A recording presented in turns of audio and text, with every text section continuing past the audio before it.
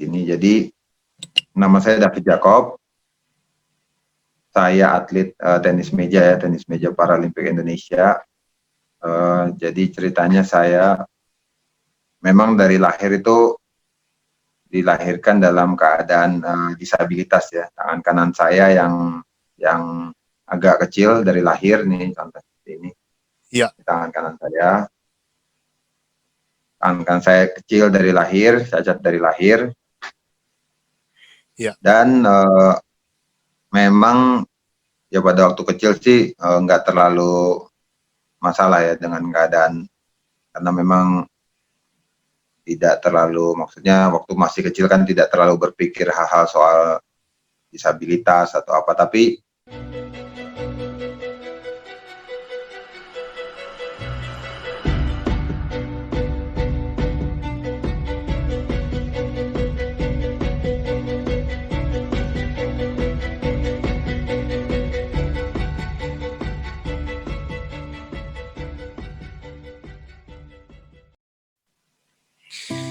Jumpa lagi bersama saya Ritson Manyonyo. Puji syukur kehadirat Tuhan Yang Maha Esa, karena pertolongannya lah maka kita bisa sua lagi melalui tayangan video kali ini. Doa dan harapan saya para sahabat disabilitas sekalian mengalami hal yang sama, sehat, kuat, umur panjang, serta yang terpenting bahagia, cerah dan ceria hidupnya, sekalipun ada banyak tantangan di musim pandemi ini. Kepada sahabat disabilitas yang belum like, share, subscribe, serta menyalakan lonceng dan notifikasinya, agar diharapkan untuk melakukannya sehingga channel ini bisa berkembang. Kita banyak memberi informasi, edukasi, memberi inspirasi dan motivasi kepada seluruh masyarakat yang menyaksikan tayangan ini, sehingga mereka bisa dikuatkan dan mendapatkan informasi yang tepat dari orang yang tepat. Sahabat disabilitas, saat ini saya telah kehadiran tamu spesial, tokoh yang luar biasa buat saya sendiri. Saya pernah jumpa beliau menjadi bintang yang tamu yang sama di salah satu stasiun TV swasta. Ya, beliau punya spesifikasi dan saya juga bicara tentang hal-hal yang bersifat organisasi parti. Nah, siapa dia? Kita akan menjumpai beliau, dan beliau ini adalah pemegang medali emas di Paralimpik ASEAN Paralimpik yang dilaksanakan di Jakarta dan Indonesia pada tahun-tahun yang lalu. Nah, siapa dia? Mari kita menyapanya. Salam jumpa dan salam sehat, Bung David Jacob. siapa? Pak Ritson, apa kabar? Kabar baik, Pak David. Sehat, Pak? Sehat, Pak. Ya, syukur. Ya, syukur sehat ya. Posisi sekarang ada di mana? Saya lagi pelatnas nih Pak, lagi pelatnas buat Paralimpik. Tahun depan kan ada Paralimpik di Tokyo, jadi saya lagi pelatnas, lagi di Solo saat ini Pak. Wow, domisili di Jakarta ya? Domisili Jakarta. Luar biasa. Sahabat disabilitas, tadi baru sepenggal kita sudah dengar ada kata Tokyo, berarti beliau ini sudah melanglang buana. Apa yang dilakukannya dan siapa dia? Mari kita menyimak sedikit profil daripada tokoh kita saat ini. Silakan Bapak David Jacob. Ya, terima kasih Pak Ritson. Saya sangat berterima kasih ya, bersyukur bisa diajak sharing, diundang untuk memberikan ya mungkin motivasi atau sharing sebagai inspirasi di sini. Jadi nama saya David Jacob. Saya atlet tenis meja Paralimpik Indonesia. Jadi ceritanya saya memang dari lahir itu dilahirkan dalam keadaan disabilitas ya. Tangan kanan saya yang agak kecil dari lahir nih, contoh seperti ini. Ya. Tangan kanan saya. Tangan saya kecil dari lahir, cacat dari lahir.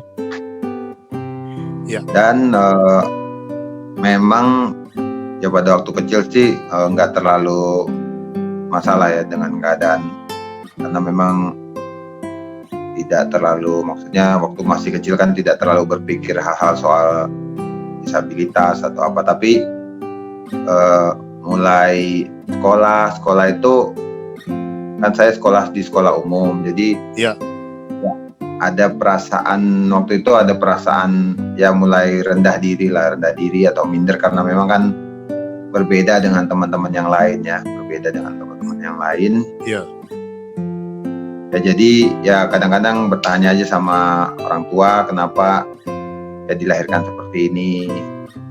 Ya tapi orang tua terus ya kasih ya motivasi ya, kasih semangat bahwa memang ini ya hal yang harus sudah saya jalani ya.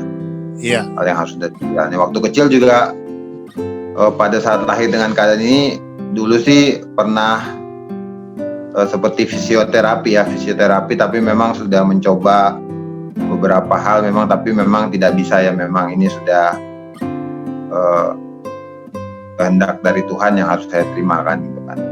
Iya. Ya terus pada saat waktu saya kan besar di Manado, terus orang tua pindah ke Jawa Tengah, waktu itu Jawa Tengah. Nah di Jawa Tengah ini tepatnya di Kota Batang, pada saat itu Kota Batang itu dekat Pekalongan ya.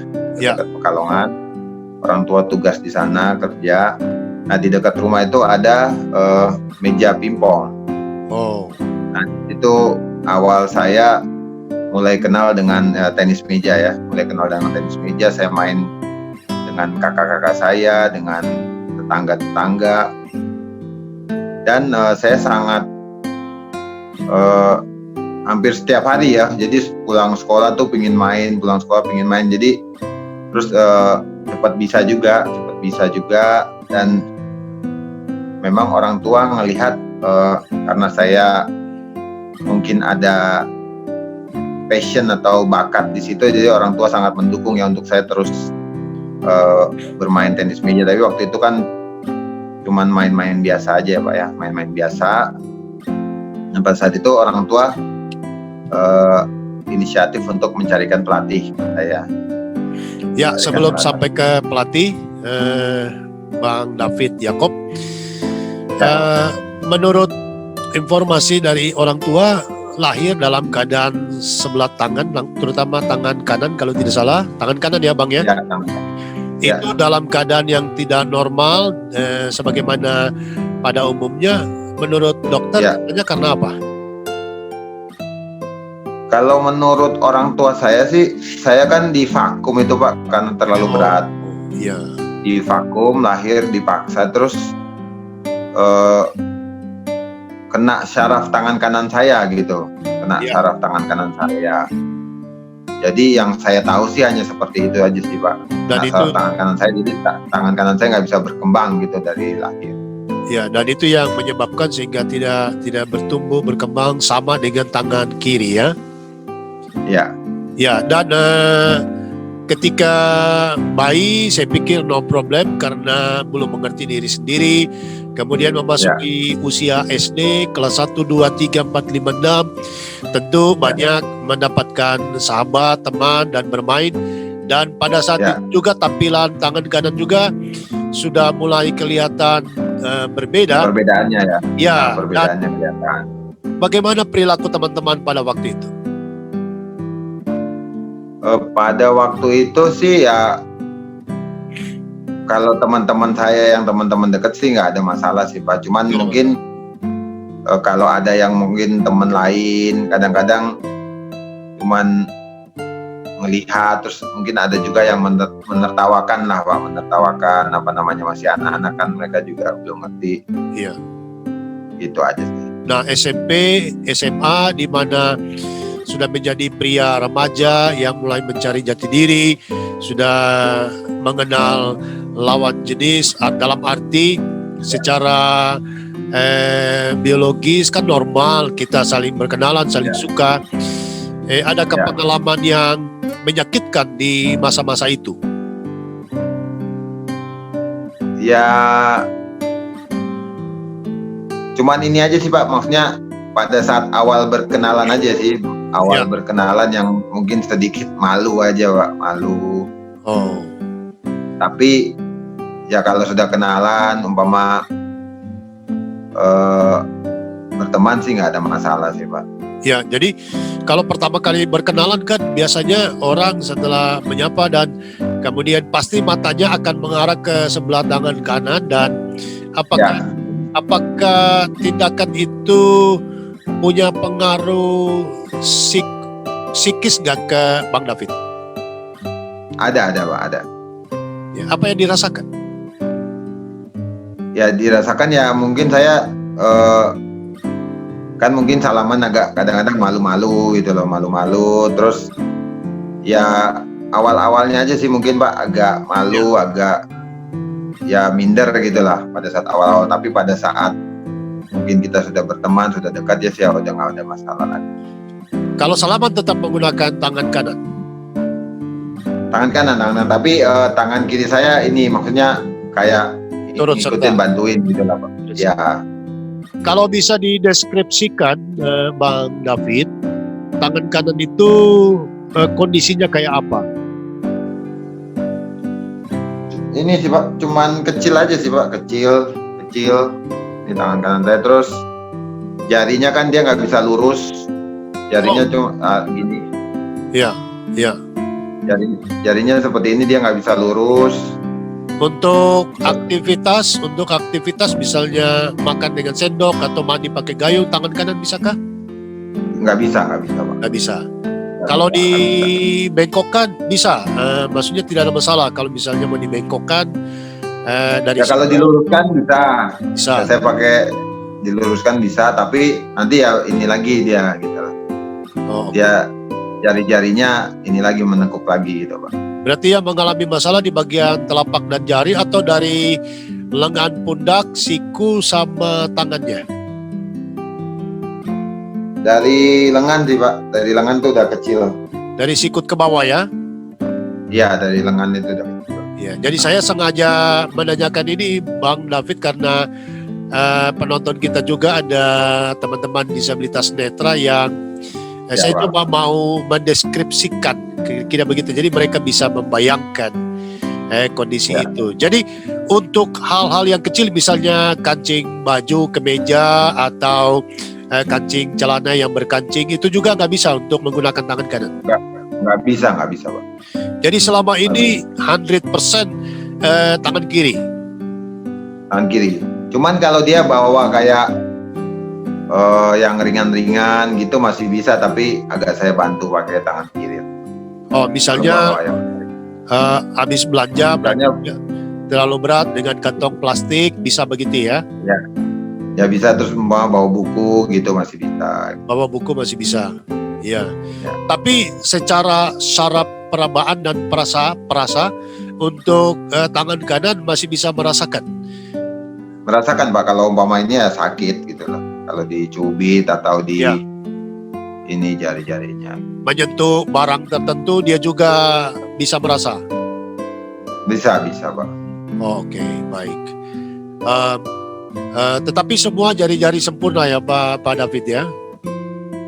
Jari-jari sempurna ya, cuman ya nggak bisa lurus aja Pak. Jadi kayak Siap. 4 jari itu ya terus menekuk aja gitu, menekuk. Ya. Jadi ini saya harus tanya terus ini Bang David, saya minta maaf sebelumnya.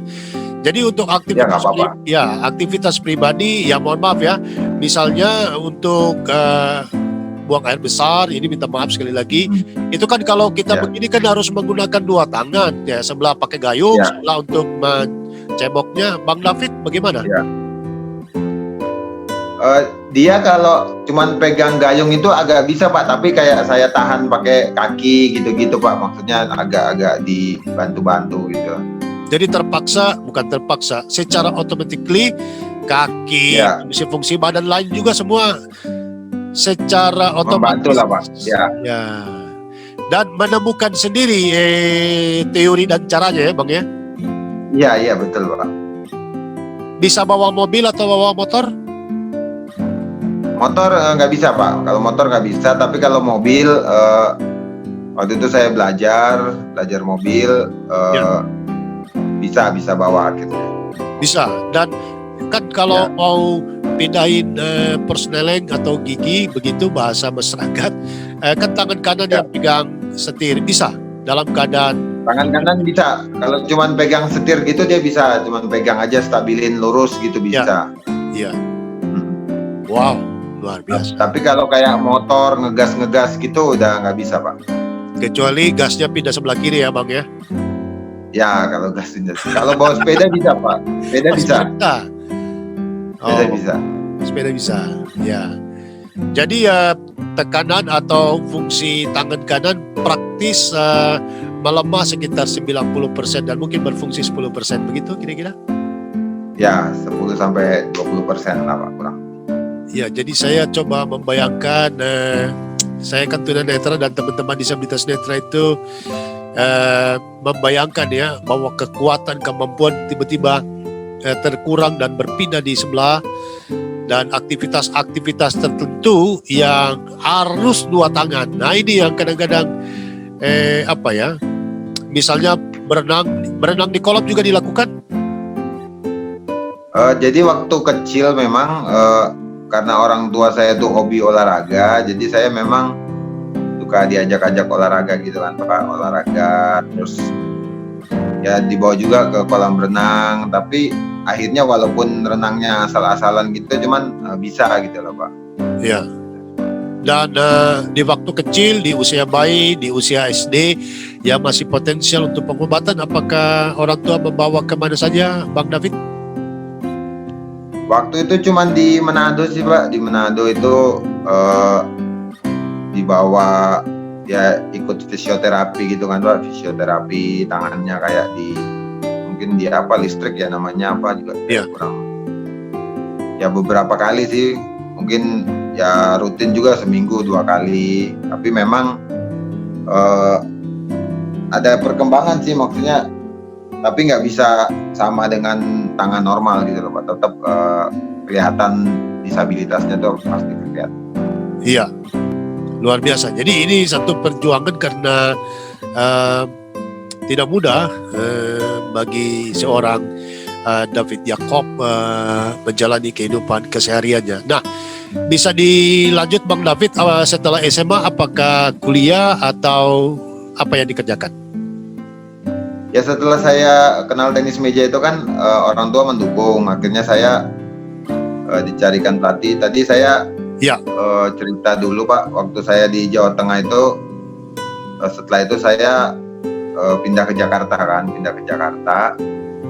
Nah di Jakarta ini ya lebih serius lagi kan untuk latihan tenis meja, mulai masuk klub. Dulu kan saya klubnya kan memang dengan teman-teman yang orang non disabilitas ya, orang-orang normal, jadi dari kecil tuh terbiasa bersaing dengan mereka lah gitu loh. Biasa bersaing dengan mereka, SMA terus sampai kuliah gitu. Saya kan kuliah juga saya di Perbanas waktu itu, tapi sambil latihan tenis meja juga. Nah karena memang saya memang terus dimotivasi ya sama orang tua, terus dilatih juga dengan baik oleh pelatih, tapi memang nggak mudah ya prosesnya kan Pak, karena dulu awal-awalnya kan latihan kan pasti banyak mengalami pada saat tanding awal itu kan banyak kalah dulu kan, tapi terus dimotivasi, terus dikasih semangat bahwa pelatih selalu dan orang tua berpesan bahwa dengan keadaan seperti ini kamu harus melakukan lebih latihan yang lebih dari yang orang normal, baru kamu bisa akan bersaing gitu loh dengan mereka gitu. Jadi sejak dari awal hobi itu sudah muncul, bakat itu, dan dilihat oleh orang tua, kemudian diperkuat, dipertajam dengan memanggil pelatih khusus, dan setelah itu masuk klub. Kenapa bukan di klub disabilitas? Kenapa harus berjuang di klub yang non disabilitas? Ya kalau pada saat itu sih mungkin orang tua juga kan mungkin nggak tahu Pak ya, mungkin nggak ada lah klub disabilitas pada saat itu kan. Belum seperti sekarang ini kan, jadi cuman dibawa ke klub yang umum aja, yang normal.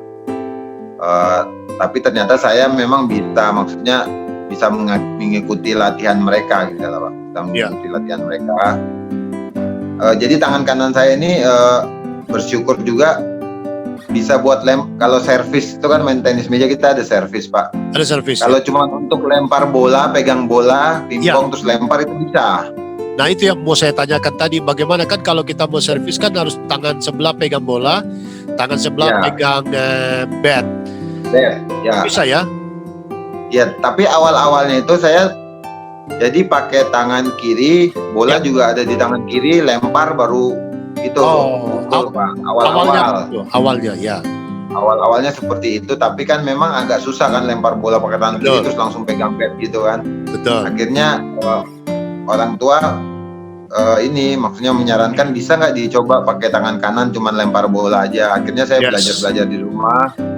Soalnya bola pingpong kan juga ringan sekali ya Pak ya. Maksudnya bola pingpong ringan, cuman ditaruh di tangan terus dicoba lempar-lempar itu akhirnya bisa gitu loh Pak. Bisa dan feelingnya juga bisa ngelempar dengan baik. Jadinya ya akhirnya bisa main tenis meja dengan normal lah, istilahnya lempar bola pakai tangan kanan.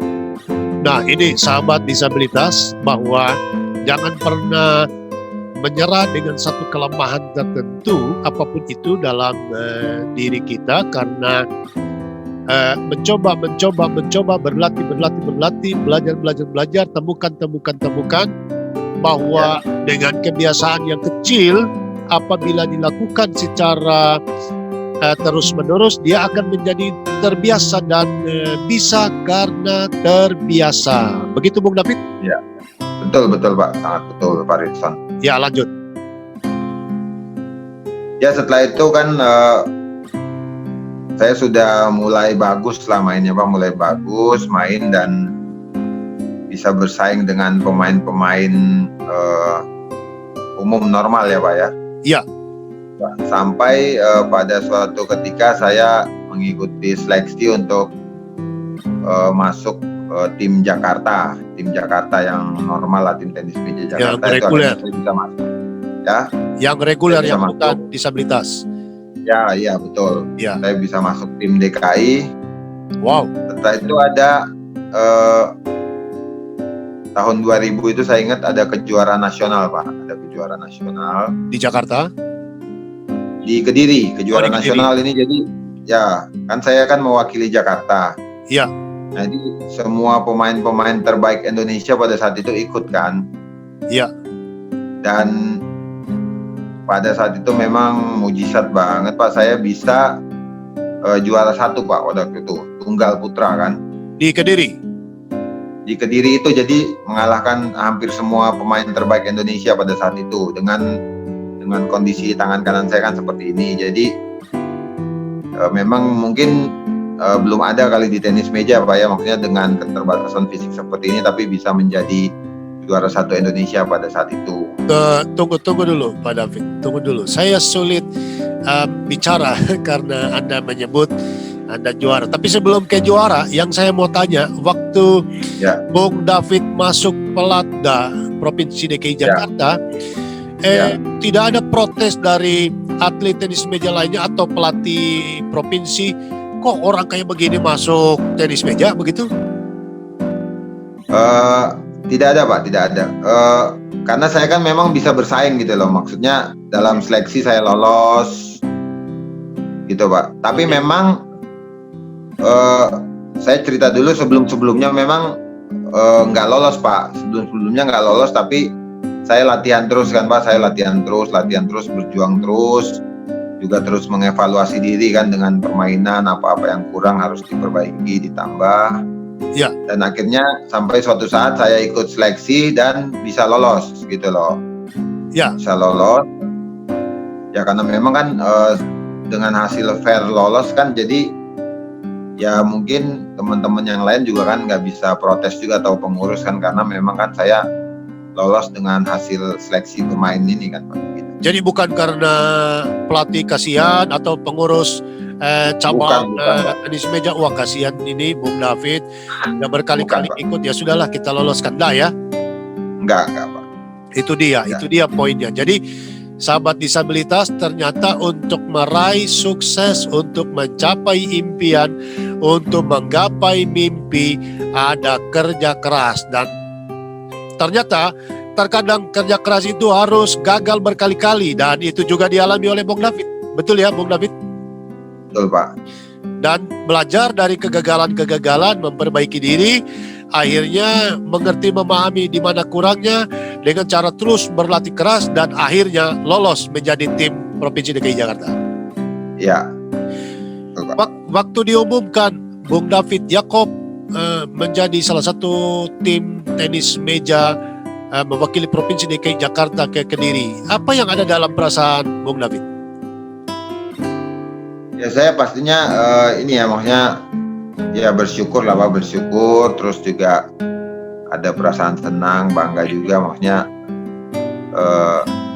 dengan keterbatasan fisik yang ada, tapi saya masih bisa bersaing juga kan, bersyukur juga punya orang tua yang selalu mendukung gitu loh, Pak. Jadi orang tua saya tidak malu dengan keadaan saya, tapi terus mendorong karena ini penting banget juga, Pak, ya, untuk anak-anak disabilitas, karena dukungan keluarga, dukungan orang tua itu sangat penting sekali untuk kita bisa terus kuat dan maju gitu loh, Pak.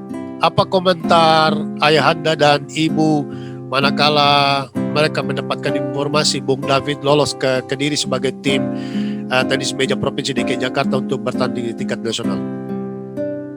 Ya pastinya terharu ya, Pak, ya, terharu karena apa yang orang tua saya maksudnya mungkin lakukan selama ini kan ada manfaatnya juga buat saya kan. Jadi walaupun saya punya keterbatasan fisik, tapi dengan dorongan orang tua, keluarga, akhirnya saya bisa menjadi pemain tenis meja yang lebih baik gitu, Pak. Jadi pasti orang tua saya terharu dan ya bangga lah. Nah, ini para orang tua sahabat disabilitas, ada satu proses besar perjuangan. Jadi jangan pernah hanya duduk diam, menangisi dan membanding-bandingkan anak kita yang kebenaran adalah berkebutuhan khusus dengan teman-teman mereka yang sudah hebat. Jadi harus ada perjuangan untuk kita sampai di titik kita bangga, kita terharu, kita dibawa arus oleh keberhasilan anak-anak kita. Maka sejak dini harus diberi pendampingan dan pelatihan yang cukup sesuai dengan potensi dan kemampuan mereka. Begitu ya, Bung David ya? Betul, Pak, betul sekali. Iya, soalnya pada zaman ini begitu banyak orang tua dan keluarga yang bisanya hanya banding-bandingin. Kok kamu gak bisa seperti si Pak David? Atau kamu gak bisa, kenapa? Gitu. Padahal mereka tidak pernah memberi sarana, fasilitas, dan pelatihan yang maksimal. Baik, Bung David, apa yang terjadi ketika pertandingan di Kediri tingkat nasional dan itu adalah kejuaraan tenis meja nasional yang non-disabilitas? Apakah atlet-atlet di sana memandang remeh kehadiran Bung David? Ya enggak sih, Pak, karena kan mereka udah sebelumnya kan saya juga udah pernah ikut kejuaraan sebelumnya, udah tahu juga, udah kenal sebelum itu. Ya. Tapi pada saat itu memang nggak menyangka aja kan, Pak, nggak menyangka bahwa saya bisa jadi juara 1 pada saat itu gitu, di kejuaraan nasional itu. Ya, kan babak penyisihan, babak semifinal, kemudian akhirnya masuk di grand final. Apa yang dirasakan sebelum bertanding untuk meraih predikat juara 1 atau juara 2 atau juara 3 atau juara 4? Ya pokoknya saya dari awal sih saya nggak terlalu mungkin target apa ya, Pak. Cuman saya pokoknya lakukan yang terbaik aja. Saya berdoa kepada Tuhan dan juga saya selalu pokoknya dalam doa saya tuh saya bilang, Tuhan beri saya kekuatan untuk selalu bisa semangat, bisa melakukan yang terbaik apapun hasilnya. Itu kan itu semua ya Tuhan yang mengatur lah masalah hasil. Yang penting tugas saya itu selalu melakukan yang terbaik dan selalu mengandalkan Tuhan aja, Pak, gitu. Jadi akhirnya setiap lawan satu persatu bisa saya hadapi, saya kalahkan dan bisa menjadi juara nasional pada saat itu. Kalau bisa review ulang lawan di grand final waktu itu tahun berapa? Siapa nama atletnya? Tahun 2000, Pak, namanya Ismu. Saya di final. Ismu pada saat itu dia pemain nasional juga. Dia kontingen dari mana? Dia pada saat itu mewakili Jawa Barat. Ismu ya? Ya, Ismu Harinto, dia pemain nasional Indonesia saat itu. Dan untuk single Pak, untuk single. Oke. Dan setelah ini Pak, setelah saya jadi juara nasional itu, akhirnya saya terpilih menjadi pemain nasional. Oh, jadi ada peringkat-peringkat dan predikat yang diberi ya? Ya, jadi saya terpilih menjadi pemain nasional Indonesia karena sebelum-sebelumnya kan, karena mungkin prestasi saya nggak terlalu bagus kan, saya susah untuk jadi pemain nasional. Tapi dari kejuaraan itu, akhirnya saya bisa terpilih menjadi pemain nasional untuk mewakili Indonesia gitu loh. Ya, saya ingin kembali ke diri itu. Manakala berlawanan dengan Wisnu itu, Ismu. Ya. Set pertama selesai, itu siapa yang memenangkan dulu? Set pertama itu saya Pak.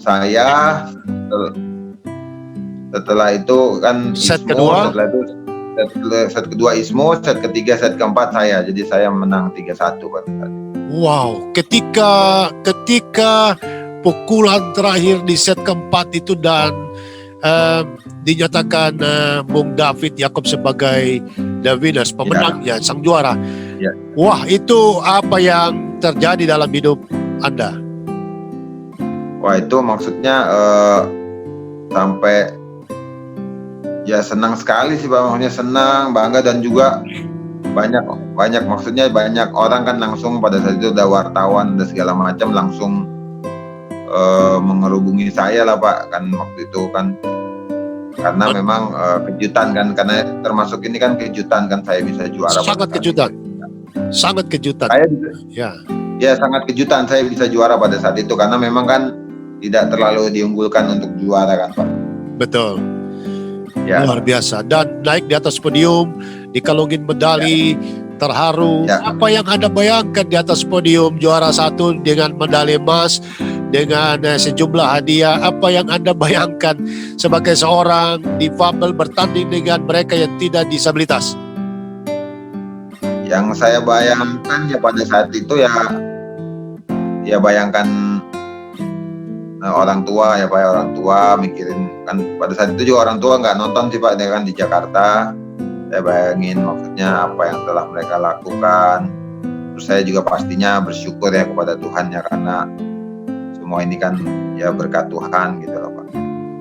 Dan ketika Anda kembali kemudian pulang ke rumah dengan membawa medali emas, ya, apa yang terjadi dalam keluarga Bung David? Ya pastinya langsung inilah, orang tua saya peluk saya pada saat saya pulang. Ya kita bersyukur, berdoa bersama juga. Waktu itu mungkin orang tua juga ngadain ya acara-acara kecil lah Pak pada saat itu lah. Luar biasa. Kemudian kita mensyukuri apa hasil yang telah didapat. Ini keren buat saya, keren banget karena lawan Anda itu bukan disabilitas.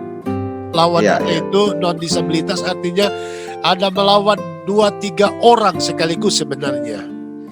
Dan ini amazing buat saya. Jadi sahabat disabilitas jangan pernah menyerah bahwa ada 1000 peluang di depan kita asal kita mau bekerja keras sebagaimana yang dilakukan oleh Bung David Jakob. Dan akhirnya Bung David, Anda mendapatkan predikat sebagai atlet nasional tenis meja. Ya, pemain nasional. Jadi mulai saat itu saya mulai pergi-pergi ke luar negeri Pak, karena untuk mewakili Indonesia kan. Ya. Dan sejak saat itu kalau ada seleksi juga untuk, kan biasanya ada seleksi untuk mewakili Indonesia itu. Ya. Sejak saat itu hampir selalu saya lolos lah Pak, hampir selalu lolos dalam seleksi gitu loh. Sudah berapa negara Anda kunjungi karena tenis meja sebelum Anda menjadi atlet disabilitas untuk tenis meja? Kalau sebelum atlet disabilitas ya lumayan sih Pak, paling banyak Asia sama Eropa aja sih Pak. Tapi Eropanya nggak terlalu banyak, tapi kalau yang sering di Asia Pak. Di Asia ya. Tapi memang ini Pak, pada saat saya pertama kali menjadi pemain nasional itu ada kendala juga Pak, ada kendala. Ya. Kendalanya itu kan orang luar kan belum tahu saya, pastinya kan orang luar belum tahu saya. Betul. Dengan keadaan tangan saya seperti ini, jadi pada awal-awalnya saya mewakili Indonesia itu, saya masih memikirkan keadaan tangan saya nih pada saat bertanding di luar negeri gitu Iya. loh, Pak. Iya. Masih ada perasaan kayak belum lepas lah gitu loh, karena orang-orang suka ngeliat. Ada Iya. juga pernah saya lihat lawan menertawakan saya gitu, apa mungkin mereka berpikir apa Indonesia nggak ada pemain lain apa ini. Hah? Itu berkecamuk gitu loh Pak dalam pikiran saya gitu loh. Pasti. Berkecamuk, apa Indonesia nggak punya pemain lain mengirimkan atlet ya, seperti ini gitu loh. Ya, pasti. Ya, jadi awal-awal saya mewakili Indonesia tuh jadi memang saya lebih banyak ke melawan diri sendiri dulu Pak. Jadi belum bisa tampil maksimal seperti saya bermain di Indonesia gitu loh. Iya. Ya itu, tapi itu kan memang proses Pak. Akhirnya pelatih terus ngasih tahu, ya kamu kalau begini terus, kamu bisa dicoret dari timnas karena kamu nggak memberikan permainan yang maksimal gitu loh Pak. Akhirnya saya lebih fokus lagi. Saya dalam bertanding sudah tidak lihat kiri kanan, pokoknya saya fokus dengan diri saya, pokoknya semangat. Dan juga jadi pada saat awal-awal itu saya banyak kalah, tapi kalah karena permainan saya tidak maksimal gitu loh. Oke. Mungkin sekitar ya ada 6 bulan sampai 1 tahun lah Pak itu Pak. Iya.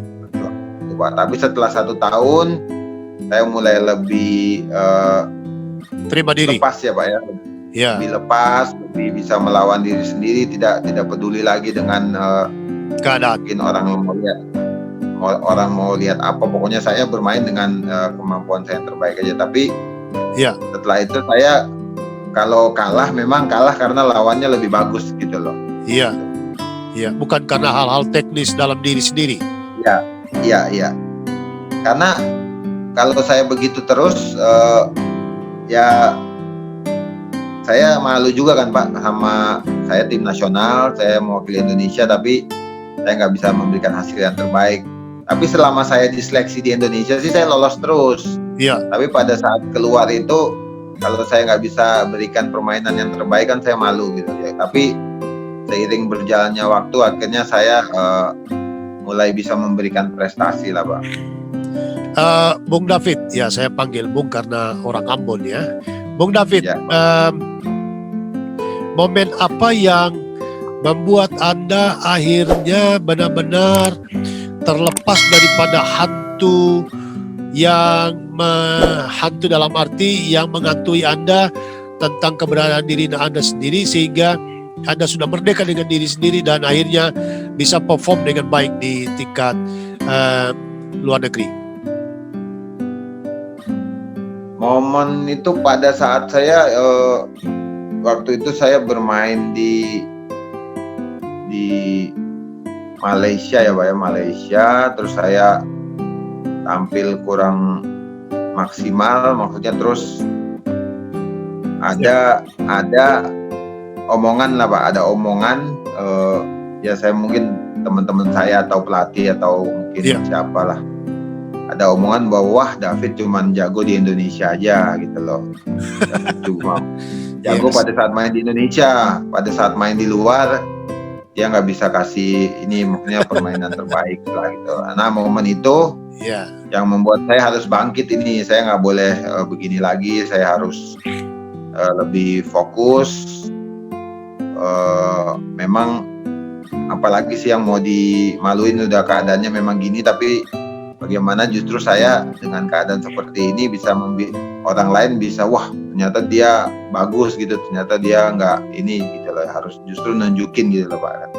Ya, jadi sahabat disabilitas memang terkadang kita mendapatkan pernyataan atau kalimat-kalimat yang tidak enak di kuping, tidak enak di perasaan ya. Tetapi seperti Bung David merespon secara positif dan akhirnya itu berubah menjadi satu energi yang besar, dan energi besar itu bermanfaat dalam karirnya. Nah, prestasi apa yang sudah pernah diraih sebagai atlet nasional sebelum Anda menjadi atlet disabilitas di tingkat Asia dan di tingkat Eropa? Jadi saya kan jadi pemain nasional itu tahun 2000 sampai 2009 Pak. Ya. 2000 sampai sampai 2009. Tapi memang prestasi terbaik saya paling pernah juara se-Asia Tenggara aja Pak. Se-Asia Tenggara pernah juara 1 se-Asia Tenggara. Wow. Tapi kalau sudah Asia atau bahkan dunia gitu udah berat Pak saya untuk bersaing gitu ya dengan pemain-pemain Cina atau Eropa gitu loh. Jadi memang prestasi terbaik level Asia Tenggara aja. Atlet tenis meja Contohnya seperti SEA Games gitu, SEA Games prestasi terbaiknya di situ aja. Oh. Dari atlet tenis meja negara mana saingan terberat Bung David? Kalau tenis meja ya Cina Pak. Cina ya. Cina, terus kalau Eropa tuh Jerman, ada Swedia. Kalau Cina tuh, kalau Asia ya Cina, Korea, Jepang, Hong Kong itu ya bagus-bagus. Oke. Hadiah terbesar yang Bung David dapatkan sebelum menjadi atlet disabilitas itu kalau bisa disebutkan angkanya atau bendanya apa? Ya pada saat itu ya bonus aja sih Pak, bonus kalau lagi SEA Games gitu aja. Tapi justru saya kalau untuk nominal uang justru lebih banyak pada saat saya masuk ke atlet disabilitas Pak. Ya. Kalau zaman dulu itu hanya kebanggaan ya, dielu-elukan, namanya ditulis di koran, diberitakan di TV. Ya, ada sih, ada hadiah uang, tapi memang ya standar aja lah Pak, standar. Karena kan prestasinya kan soalnya bukan dunia juga Pak, cuman levelnya kan di Asia Tenggara gitu. Asia Tenggara. Kecuali sedangkan berbeda dengan saya difabel kan prestasi dunia kan. Baik. Nah, sahabat disabilitas, ini yang kita tunggu-tunggu karena sudah disinggung atlet difabel dan kita lihat ingin melihat perbandingan yang sangat signifikan di saat Bung David sebagai atlet nasional tenis meja yang di kelompok non disabilitas dan sekarang tiba-tiba berubah menjadi atlet disabilitas untuk tenis meja. Sejak kapan Anda beralih dan kenapa beralih menjadi atlet disabilitas? Ya jadi 2009 itu sudah banyak pemain muda juga yang lain, pemain muda Indonesia yang untuk bersaing menjadi pemain nasional ya Pak ya. Iya. Dan umur saya kan waktu itu juga mungkin sudah 30, ada banyak atlet muda yang lain. Akhirnya saya udah pensiun lah dari tim nasional Indonesia dan memang udah nggak dipakai juga sih waktu itu Pak. Udah selesai lah. Sudah selesai masanya, eranya. Sudah selesai masanya. Tadinya saya berpikiran untuk pada saat itu kan saya tahun 2008 atau 9 itu diangkat jadi ini kan pegawai negeri kan Pak, pegawai negeri. Oh, sekarang jadi pegawai negeri? Ya, tahun 2000, waktu itu 2008 atau 9 lah Pak. Di kementerian atau di dinas apa? Di Dinas Pemuda dan Olahraga DKI. Oh, jadi aparat sipil negara di Dinas Provinsi DKI Jakarta, Dinas Pemuda dan Olahraga ya? Ya, karena waktu itu prestasi saya 2004 itu bahwa DKI dapat emas di PON kan Pak, dapat emas di PON. Terus beberapa atlet itu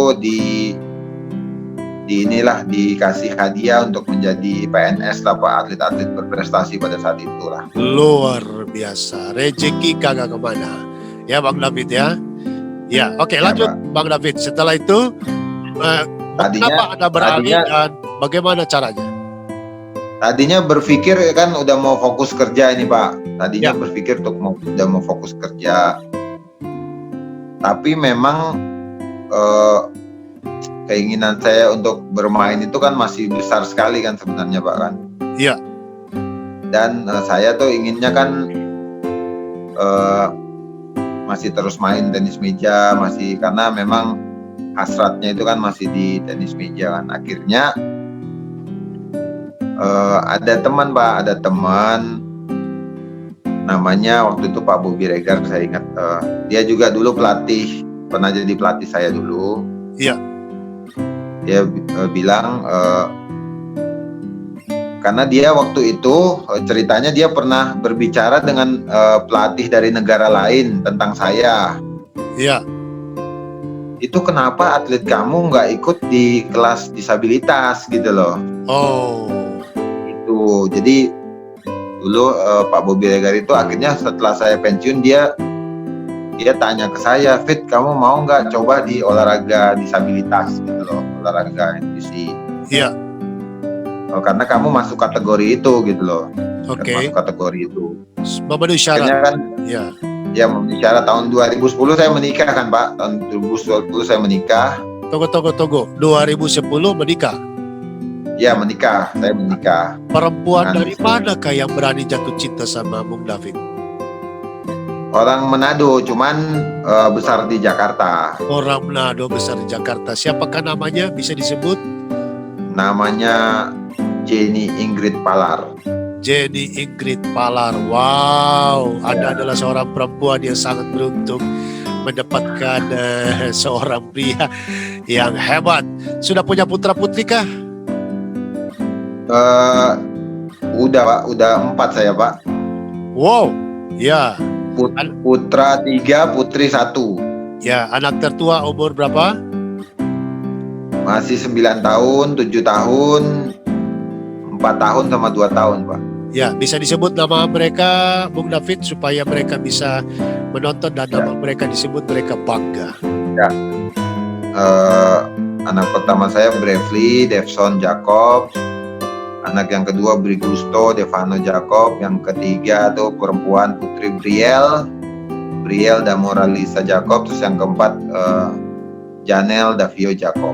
Wow, mereka pasti bangga punya ayah seperti Bung David. Baik, silakan dilanjut.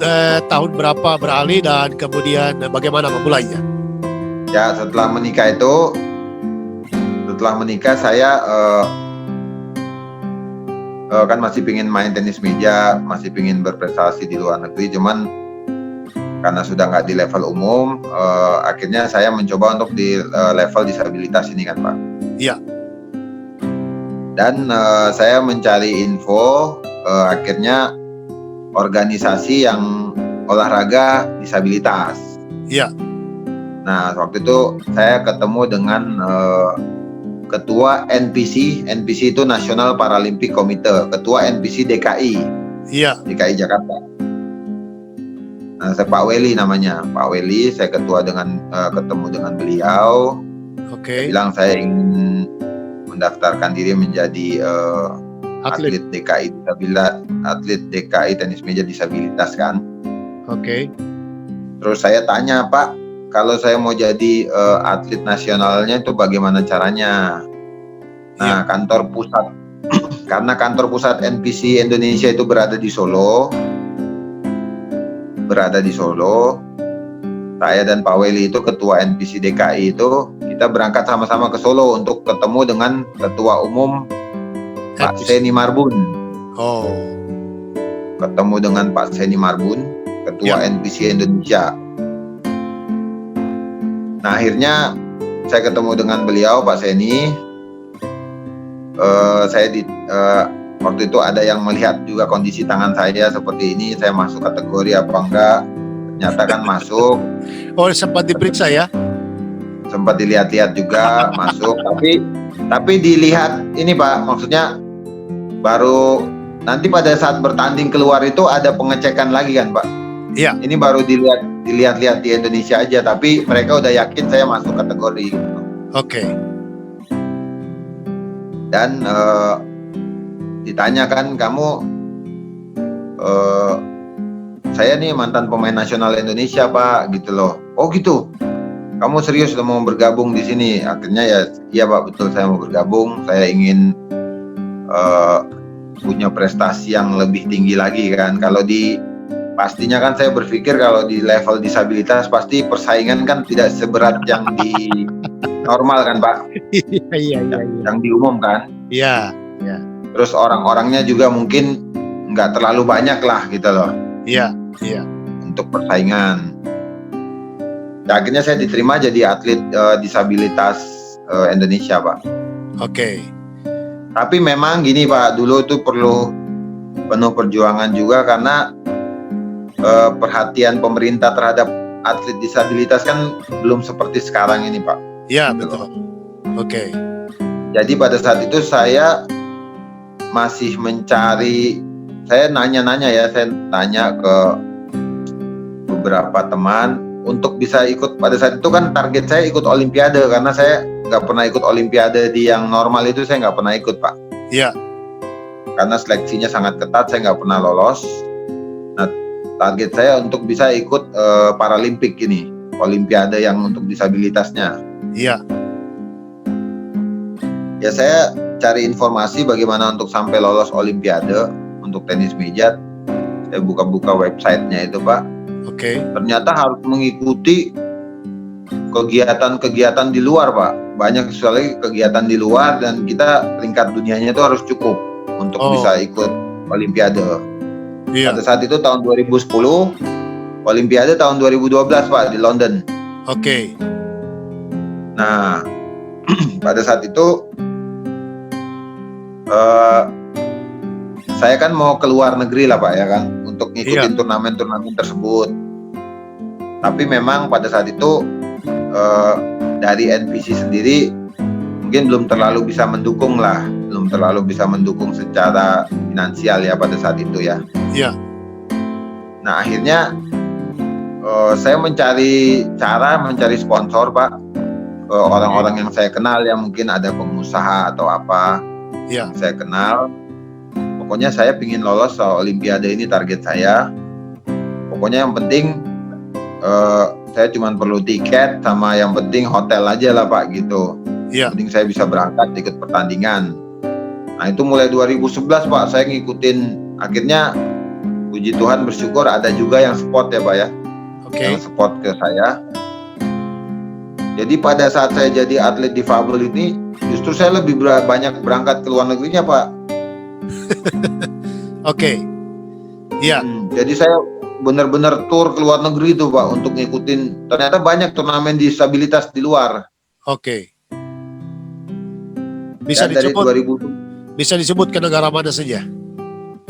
2011 itu saya pertama ke Thailand, saya ikutin kejuaraan disabilitas, terus saya ke Taiwan, terus saya ke Inggris, setelah itu saya ke Ceko, setelah itu ke beberapa negara, dan saya harus hasilnya bagus terus, Pak. Oke. Jadi pada saat itu memang hasil saya cukup bagus ya, Pak, ya. Ya, ini sehingga untuk menuju Olimpiade di London ini ya. Ya. Oke. Hasilnya dalam mengikuti beberapa turnamen itu cukup baik, sehingga pada saat 2012 awal itu perhitungan poin untuk lolos Olimpiade itu saya akhirnya lolos masuk. Oh, seperti atlet pada umumnya ya, ada peringkat-peringkat dan poin-poin begitu ya? Ya. Jadi kalau disabilitas itu banyak kelasnya, Pak. Oh. Ada kelas kursi roda. Oke. Ada kelas cacat kaki, ada kelas cacat tangan gitu loh. Oke. Jadi kalau saya lawannya yang kelas saya aja, yang rata-rata disabilitas tangan gitu loh. Oke. Dan akhirnya Anda lolos berangkat ke London. Iya, Pak, tapi itu perlu perjuangan kali, Pak, karena ternyata di negara lain pun atlet-atlet disabilitasnya bagus-bagus, Pak. Bagus-bagus juga, tapi memang karena saya sudah awalnya nih udah ditempa sangat keras di Indonesia ya. Saya pernah jadi pemain nasional Indonesia, saya sudah punya pengalaman. Iya. Udah sering ngikutin. Jadi pada saat saya masuk ke situ, itu saya udah benar-benar siap gitu loh, Pak, secara semuanya, mental, fisik, apa. Jadi walaupun lawannya cukup bagus, saya maksudnya masih bisa lah untuk melawan mereka lah, sampai saya akhirnya lolos Olimpiade, Pak. Iya, oke. Dan Anda berangkat bersama rombongan Indonesia? Ya, pada saat itu saya lolos, tapi memang waktu itu benar-benar cari sponsor sendiri, Pak. Ya. Bukan dari organisasi ya pada saat itu ya. Dan ada yang mensponsori Anda? Ada pada saat itu. Bisa disebutkan Nah, siapa yang mensponsori? pada saat itu ada dari Mayapada, terus ada dari Indosmen. Oke. Karena dulu saya punya klub itu kan, pernah klub Indosmen. Iya. Terus ada dari Java juga. Saya ada kenalan lah Pak, karena dulu kan suka main-main sama tenis meja gitu. Jadi Iya. seperti buat proposal lah, punya target seperti ini. Jadi pada saat pertandingan kita menggunakan kaos gitu dengan ada Ya. merek logo perusahaan mereka gitu kan, itu seperti itu aja. Dan akhirnya Anda berangkat ke London bersama tim Indonesia dan bertanding di sana. Ya, pada saat itu ikut Olimpiade yang pertama kali di London Pak. Ya. Paralimpik saya yang pertama itu. Ada juga atlet lain yang lolos Pak, tapi cuma 4 cabang olahraga yang lolos dan cuma 4 atlet pada saat itu Pak. Oke. Satu tenis meja, satu tenis meja, 1 angkat berat, 1 atletik, 1 lagi tuh renang. Oke. Maka 4 cabang olahraga ini yang berangkat. Ya cuma 4 orang pada saat itu. Oke. Apa yang terjadi di London? Nah gini Pak, jadi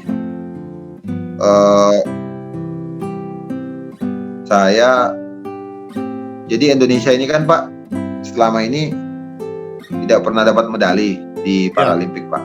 Iya. Tidak pernah dapat medali di Paralimpik. Waktu itu memang sih saya targetnya sih Pak, targetnya maksudnya masuk final lah pada saat itu Pak ya. Iya. Masuk final. Ternyata di semifinal saya kalah melawan Cina Pak. Oke. Kalau di Olimpiade itu kan nggak ada 3 bersama Pak, nggak ada juara 3 bersama. Jadi Iya. 3 dan 4 ini diadu lagi. Oh. Ya, saya masuk semifinal, ternyata masih kalah di semifinal. Saya diadu lagi 3-4 untuk mencari medali perunggu ini Pak. Iya. Yang medali perunggu saya ngelawan Spanyol posisi 3-4 ini. Akhirnya bersyukur puji Tuhan saya bisa menang ya lawan Spanyol itu.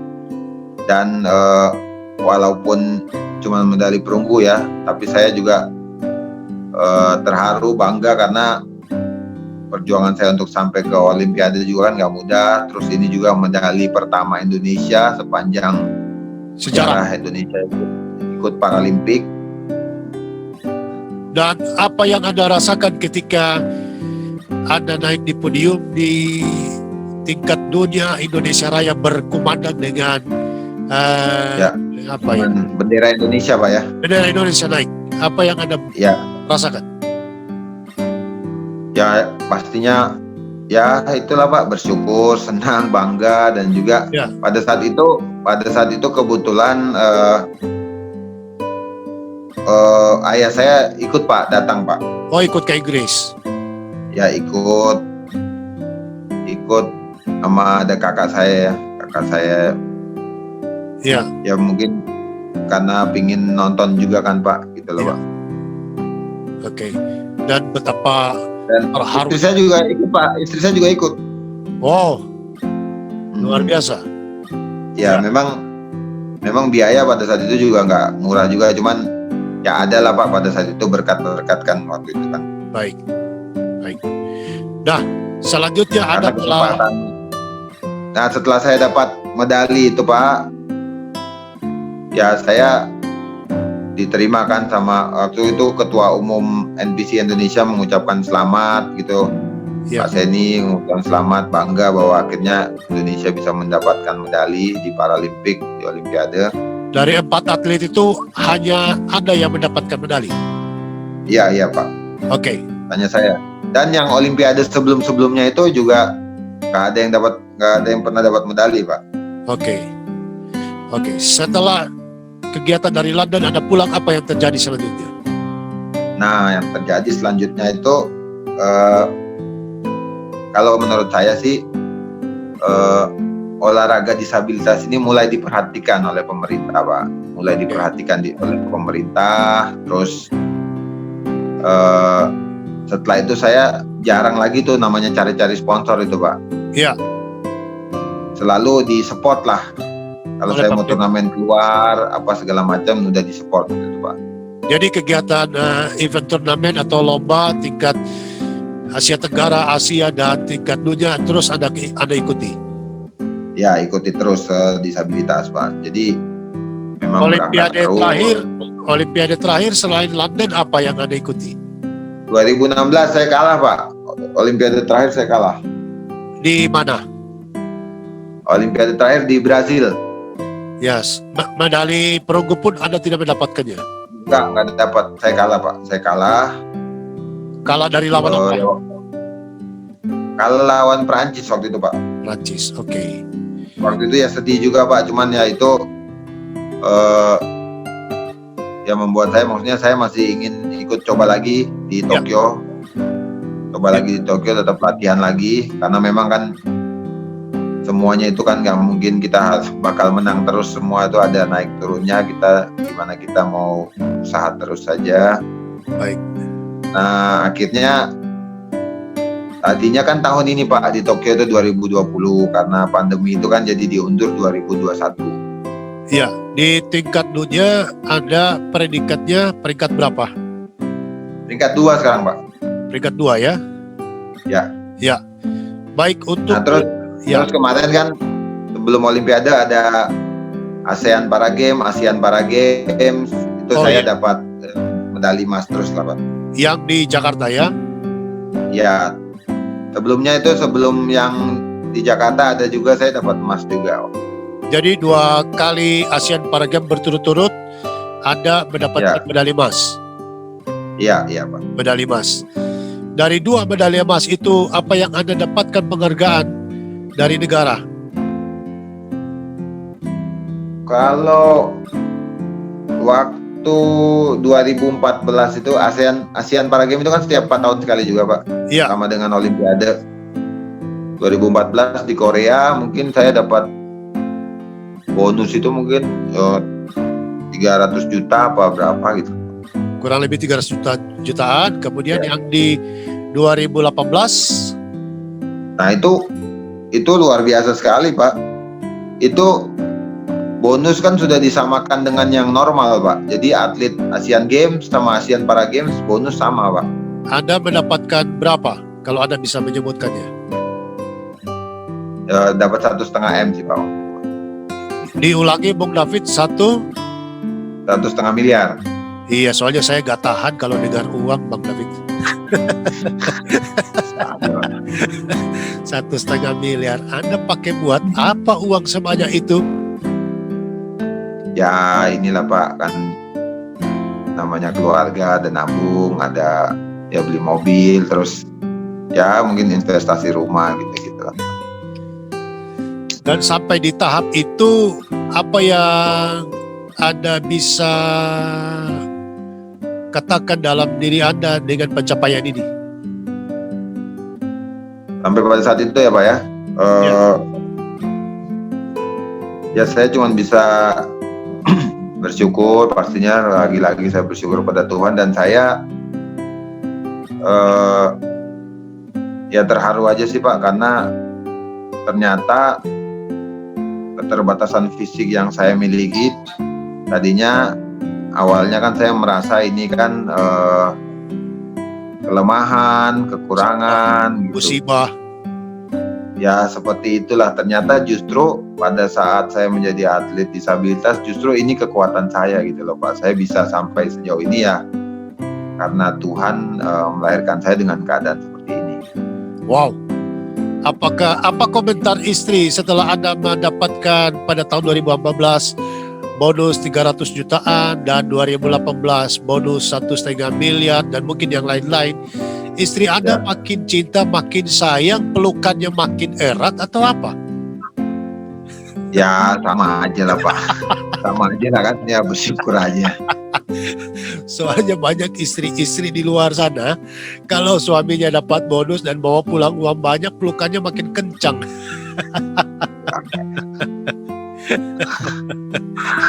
Baik, Bung David, Anda sudah menyebut-nyebut Olimpiade Tokyo yang akan dilakukan tahun depan bulan berapa? Tadinya kan Agustus 2020 diundur menjadi Agustus 2021 Pak.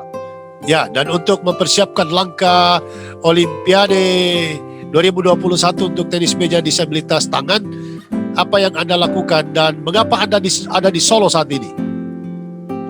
Ya karena kan kita lagi pelatnas Pak, sudah persiapan mulai dari Oktober kemarin ya. Oktober kemarin sebenarnya sudah sebelum pandemi itu udah persiapan.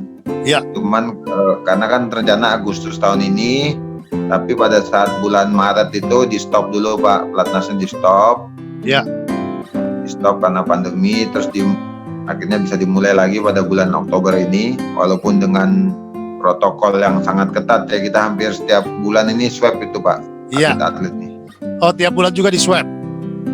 Tiap bulan di swab, ya harus benar-benar menjaga protokol kesehatan lah. Jadi di Solo itu apa yang Anda kerjakan bersama teman-teman? Saya dengan atlet-atlet cabang olahraga lain, juga tenis meja juga, ya kita latihan Pak. Kalau tenis meja itu kita di hotel kan, di Hotel Said Kusuma. Kalau tenis meja itu pagi sampai jam 2 latihan. Setelah itu sih udah enggak.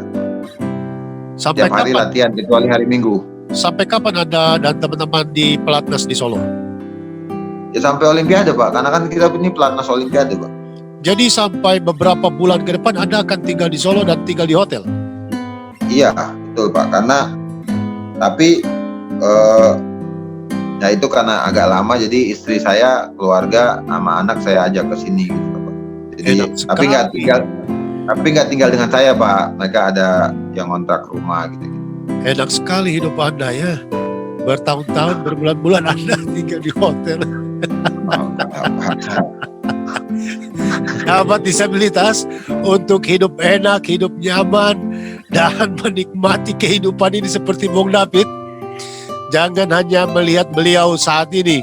Ada proses berdarah-darah, menangis keringat, air mata, kegagalan yang telah dilewati dan dilampaui. Begitu Bung David? Ya betul Pak, saya yakin juga kan bukan cuma saya sih Pak, pasti Pak Ritson juga mengalami hal yang sama, bahkan lebih luar biasa menurut saya.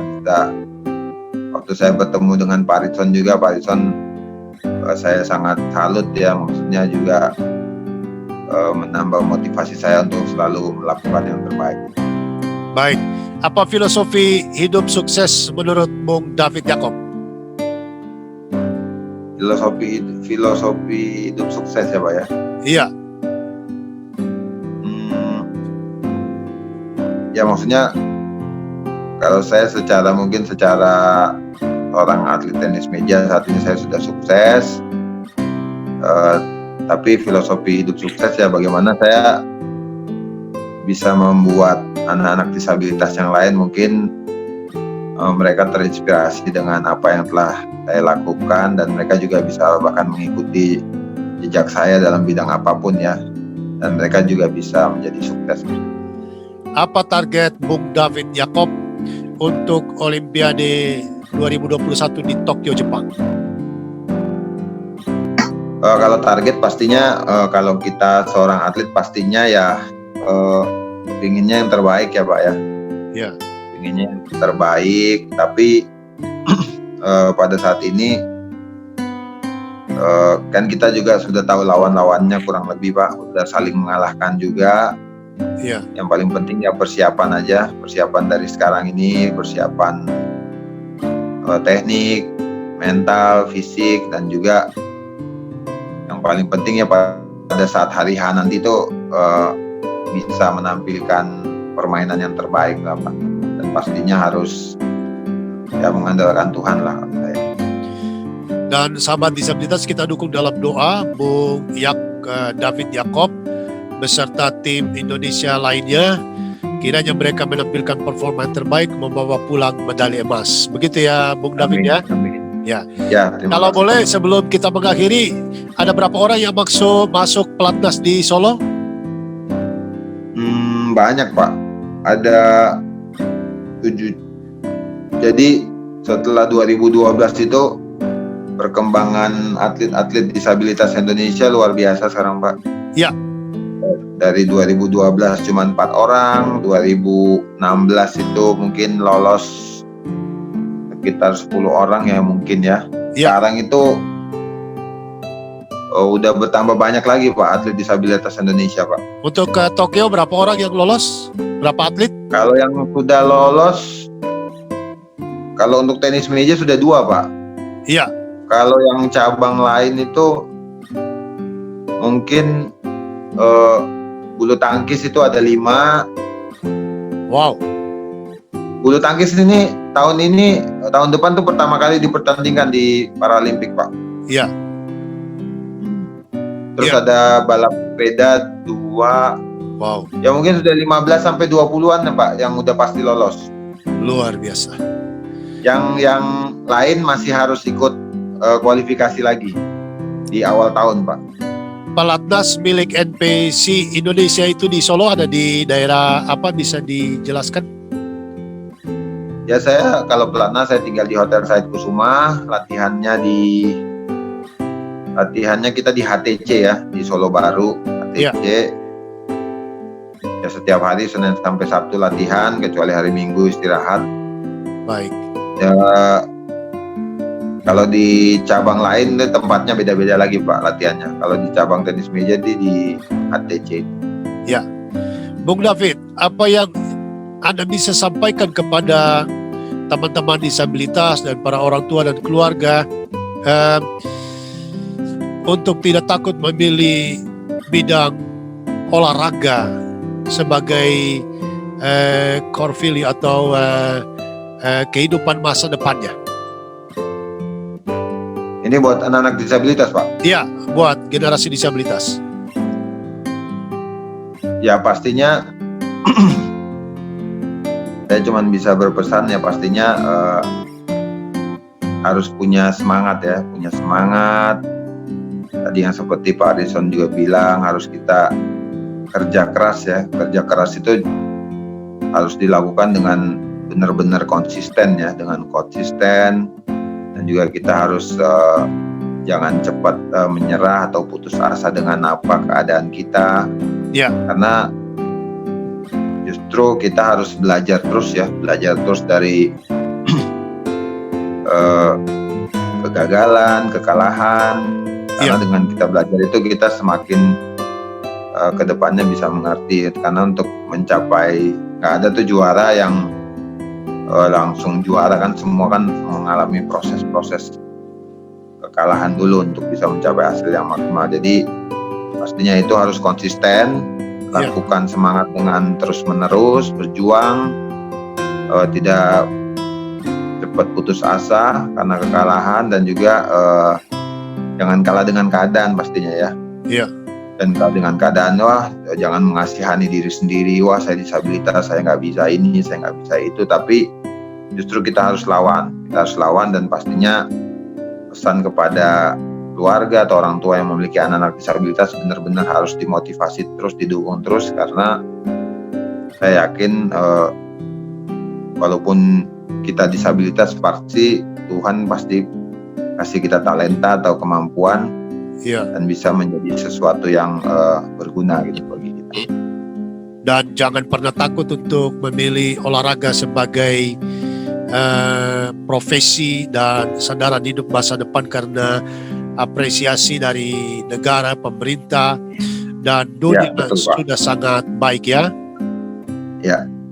Baik, luar biasa. Dan yang paling terakhir yang sering saya tanyakan kepada para narasumber itu adalah, adakah tokoh disabilitas di dunia atau di Indonesia yang Anda kagumi, Bung David?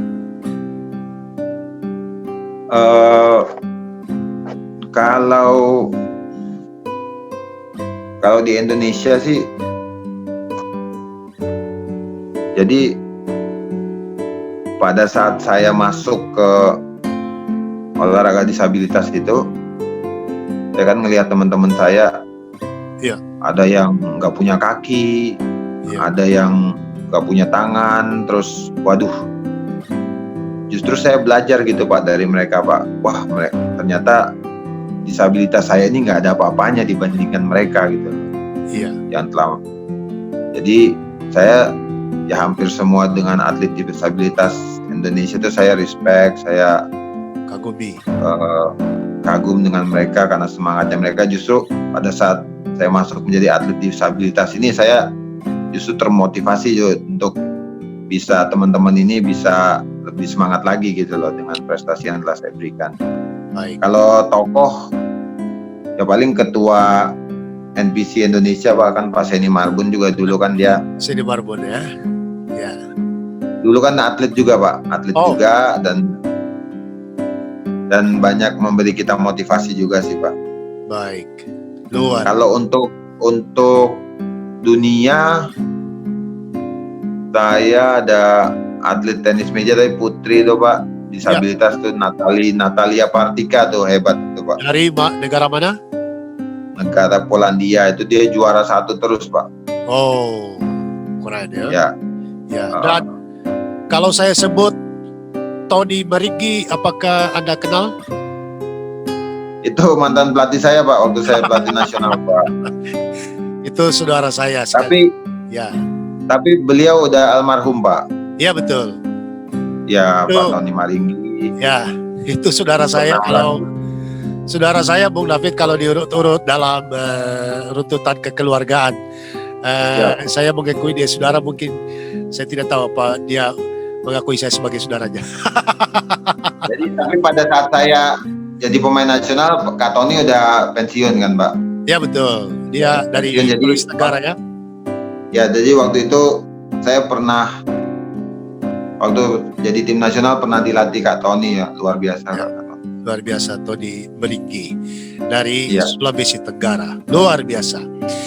Sahabat disabilitas, pada kesempatan kali ini kita sangat benar-benar dibuka perspektifnya bahwa Bung David Yaakob dalam segala perjuangan kisah hidupnya yang tidak mudah dijalaninya, dukungan keluarga orang tua yang sangat maksimal, dan yang paling penting adalah mereka jeli sekali melihat peluang bakat talenta daripada Bung David Yaakob dan tidak berputus asa dan menyerah.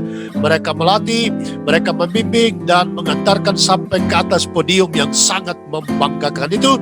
Dan akhirnya di titik ini Bung David Yaakob menikmati kehidupannya bersama keluarga dengan segala kecukupannya. Dan ini semua tidak mudah, tetapi untuk bisa mendapatkan itu, maka marilah kita sekalian sahabat disabilitas berlatih untuk bisa melihat apa yang tidak bisa dilihat oleh mata orang biasa. Untuk itu jangan lupa subscribe, like, share, and comment, serta menyalakan lonceng notifikasinya agar channel ini dapat berkembang dan bisa memberi banyak sekali inspirasi kepada kita sekalian. Sambil mengingat pesan ibu, jangan lupa pakai masker, jaga jarak, jauhi kerumunan, serta selalu mencuci tangan pakai sabun di air yang mengalir. Saya Ritson Manyonyo, Bung David Yaakob, dan hidup dunia olahraga disabilitas di Indonesia. Serta sekali lagi kita doakan Bung Yaakob sukses bersama teman-teman atlet Olimpiade di Tokyo 2021. Salam untuk kita sekalian dan salam sehat. Iya Pak, terima kasih.